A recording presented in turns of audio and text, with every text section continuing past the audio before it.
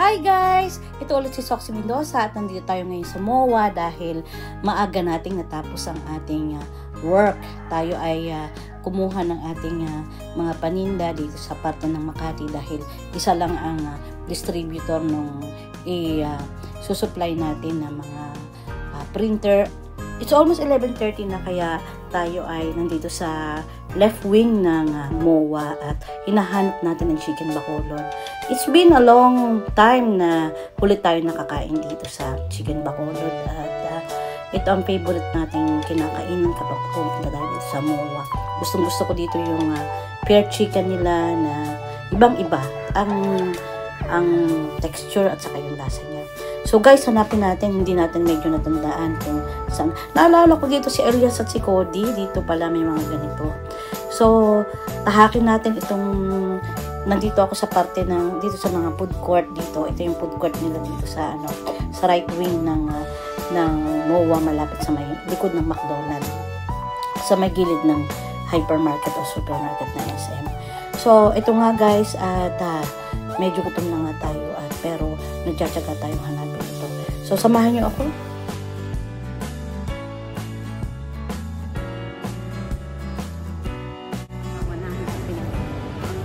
Dahil ang ating katakawan ay nahanapin natin. Ito na, chicken bacolod. Okay, ito na.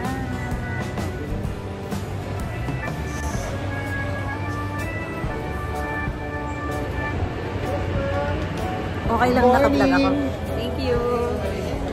Ito na nga guys ang menu at sa dami ng pagpipilian ay hindi natin alam kung ano talaga ang pipiliin natin. Siyempre, kukunin natin ay yung medyo masarap-sarap din at at the same time ay medyo safe naman sa ating arthritis, gout arthritis. So, ito nga guys at nakapag-desisyon na ako na kumuha na lamang ng inasal na chicken wings at saka kumuha rin tayo, umorder din tayo ng dinuguan dahil medyo matagal na tayo hindi nakakakain. It's a full pack lunch.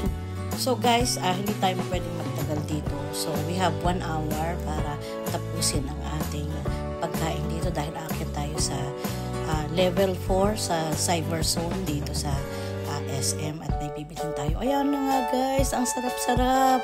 Mang inasal. Iba pala ito, chicken bacolod inasal.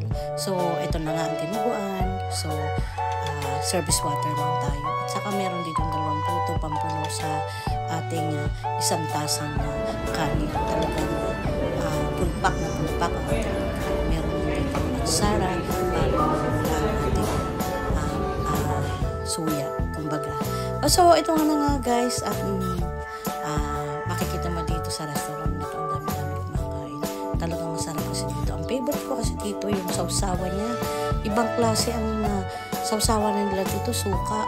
So, overall, ang binayaran natin dito ay 470 pero syempre, kinaskas na natin credit card. So, nandito na nga tayo guys sa ating bilihan. So, nakatapos na tayong bumili guys at bumalik na ulit tayo at naglakad tayo ay kukuha ng Grab taxi dito in front of the McDonald's dito sa may SM MOA. So, nagmamadali tayo at nakikita ko na medyo pangit na ang panahon, parang kumukulimlim na at takot tayo na abutan tayo ng malakas na ulan at hindi natin alam dahil tayo ay nagmamadali. Habol tayo ng 5:30 na supercut dito sa Batangas. So, yun na nga, ito nga, dala natin yung laptop charger na ipinakiusap sa atin ng isang customer natin.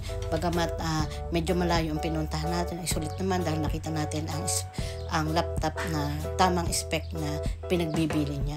So, minsan, isang bagay na maititip ko sa inyo ay kung ano pa man ang pinakikusap sa inyo ng inyong client, kung kaya nyo rin naman, ay pwede naman nyo ibigay. Dahil hindi lang naman ngayon ang panahon at lagi nating haalagaan natin customer. Ika nga, customer focus tayo. So, nandito na nga tayo sa gilid ng hypermarket o supermarket ng SM at kukuha na tayo ng sasakyan. So, dito tayo magpapapick up sa may McDonald's entrance. So, madali lang dito. So, pagkatapos dito, pumunta tayo sa Amax at pipick upin natin ang ating bag dahil didiretso na tayo sa DLTV ko mula doon. So, ito nga guys, intayin natin at eto na, nakakuha na tayo ng Grab taxi. Dito pag lumuluwas tayo guys, hindi tayo nagdadala ng sasakyan. At wala naman din tayong car. So, relax na relax ako dito at hindi tayo nagko-commute, tayo nag-Grab taxi lang. I mean, hindi tayo nag-jeep o nagta-tricycle. So, dito, medyo mahal, pero at the same time, nakatipid naman ako ng energy. Kumbaga, medyo may edad na rin tayo. So, ito nga guys, makikita nyo kung limlim na ang langit. So, how I wish na sana ay wag umulan or kung umulan man ay sana ay nasa bahay na ako pagkakaroon. So, goodbye Mall of Asia sa ngayon. Ako ay babalik na sa aking hometown province. So, sana nga guys ay patuloy nyo takilikin ang ating YouTube channel, Soxy Mendoza TV. At ito yung daily vlogs ko guys ay ito ay documentations lang ng mga pinagagawa ko na pagdating ng araw makikita ng aking mga anak, ng aking mga apo, ng aking mga kaibigan na kung gaano ka-energetic. Nandito na nga tayo guys sa Amax, kukuha tayo ng resibo para ma-charge natin sa Iraya ang lahat ng ating expenses. So nandito na nga tayo sa counter at napakababait nila. For 12 years, almost 12 years ako sa abroad at 8 years na ako dito sa Pilipinas ay laging dito ako na nagha-house kapag malapit din namang along Makati ang aking lakad, nandito tayo. So, ito nga guys at kukuha na naman tayo ng Grab taxi ulit. From Amax Makati sa Santillan Street ay kukuha tayo ng Grab taxi papunta ng bus dahil na hindi tayo pwede magtagal and we are running out of time dahil ng kulimlim na nga at baka tayo sa daan ay pupunta pa nga tayo, babalik tayo ng Mindoro. So guys, samahan nyo ako sa travel ko dito sa Mindoro at bagamat boring pero at least kahit paano ay naisakatuparan naman natin ang ating goal sa pagpunta dito sa Manila. So samahan nyo ako.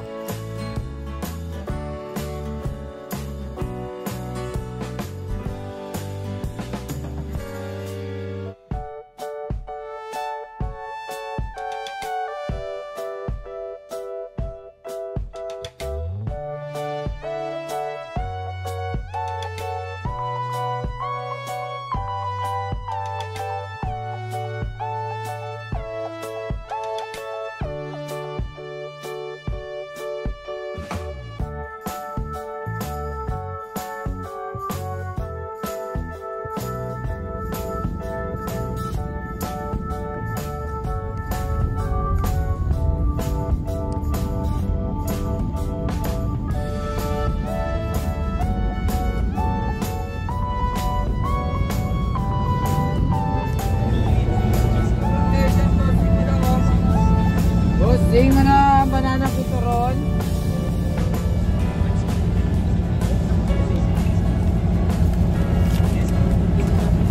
Turon banana kiyo.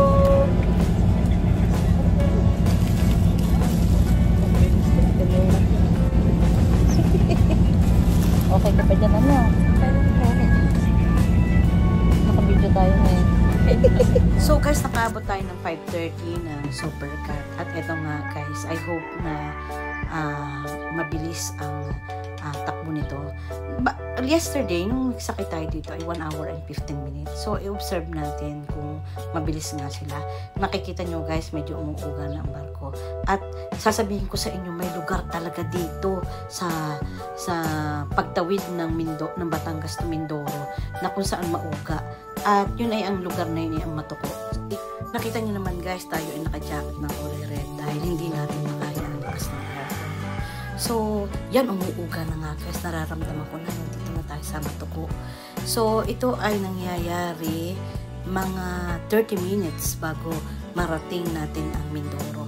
At umuuga yan. Usually, ang mga pasahero dito ay nagkakameron ng discomfort. Yung iba, medyo patabi po, medyo nasusok.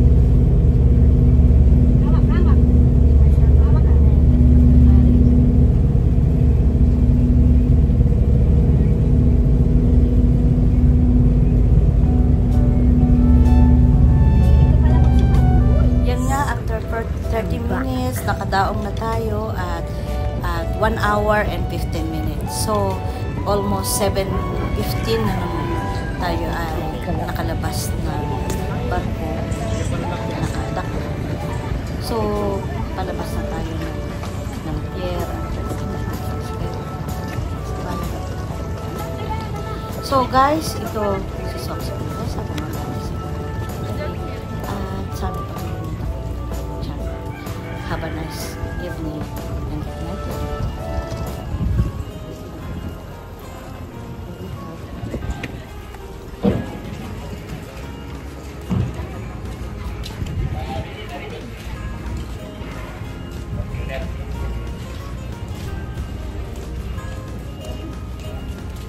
Siyempre, dito na ako lalabas.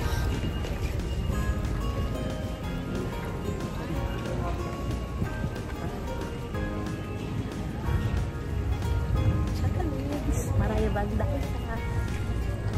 Steps kaya. Ngayon ako na. Okay, bye guys!